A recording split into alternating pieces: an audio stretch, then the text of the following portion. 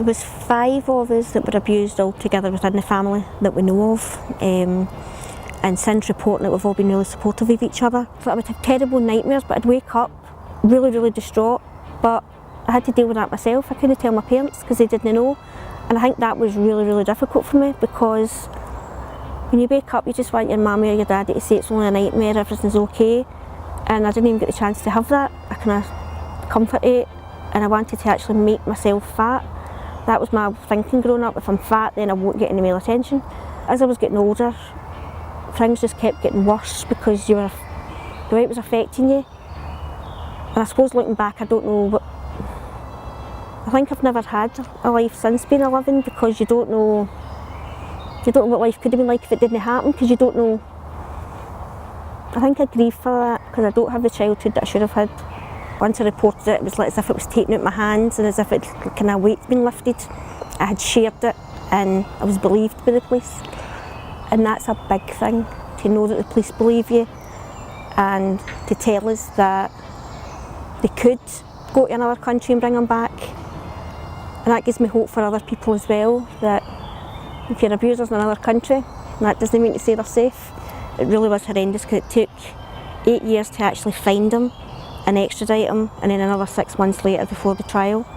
Walking into the court was really, really quite traumatic probably to begin with, because I knew I was going to be able to see him, but I wanted to see him, and I looked him in the face, and that made me feel powerful.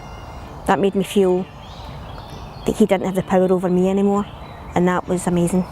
In court, after I had finished my evidence, I was then allowed to sit in the actual court and kind of oversee him taking the stand, which we didn't think he would do, but he did, and I'm glad he did as well, because 2 minutes after he said his name and his age and where he lived, and he hung himself basically, because he told the judge that he was ashamed. And we just thought, he's pled not guilty, and he's now in court telling the judge that he felt ashamed. And then he took that back and said he didn't mean to say that. He said he meant to say he was confused. Because when he was arrested, he actually said he didn't abuse us, we abused him. And he stood up and said that in court, that he believed I abused him and that he was the victim. That was really difficult to hear in court, and actually made me really, really angry. And I had to actually leave the court at that point. Like, there was 4 charges, and after the first charge they went guilty. And it's like I just let out a scream. No, a scream, it was just let my breath out. And it was like, I can't even describe it. It's like, at that point it was over. He's been found guilty. They went through the rest of the charges, and it was guilty, guilty, guilty. As he was led away, he was still being nasty, and he turned round and called us bastards and told us to burn in hell. But we didn't rise to him. We just kind of smiled at him as if to say, you're going to be in hell now, no us. We came outside, and as I just looked at the sky and thought, it's over, and I smiled, and that smile's been there since then. Everybody's noticed, I've noticed, and it's like the relief. I think just all those years of stress in my face just left me. And it was good that other people noticed that in me. They said that they could see a huge difference in me, just with the stress it being over and it being dealt with. And as I say, I've never ever had that before. For me, the biggest thing was when my mum and dad found out, they believed me. And I think growing up, thinking all that time, that would have been more unbearable if they said they didn't believe me. So I think being believed is the biggest thing when your abuse is disclosed. And like the day after court, my husband and I went for a meal with my boys, and I just stopped and I said, I feel really, really weird. They went, I feel weird as well. And I said, but that was like the first day ever in my whole life that I've woke up and the grey cloud's not been there and it's not been hanging over me. I can only describe it as feeling weird, but a good weird, in a good way. And as I say, since then, it's totally been life-changing, and the difference in me is amazing, and I feel amazing. I've been fighting for the wee girl in me all my life.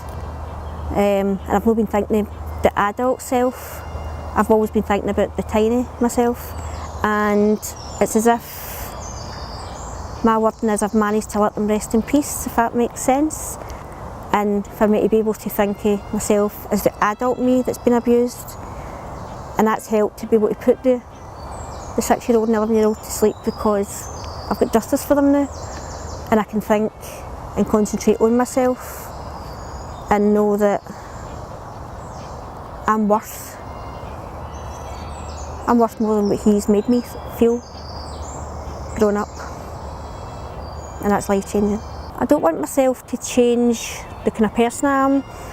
Obviously I'm going to be happier and more content with life because the grey clouds moved and let sunshine in, and I'm hoping it'll never come back.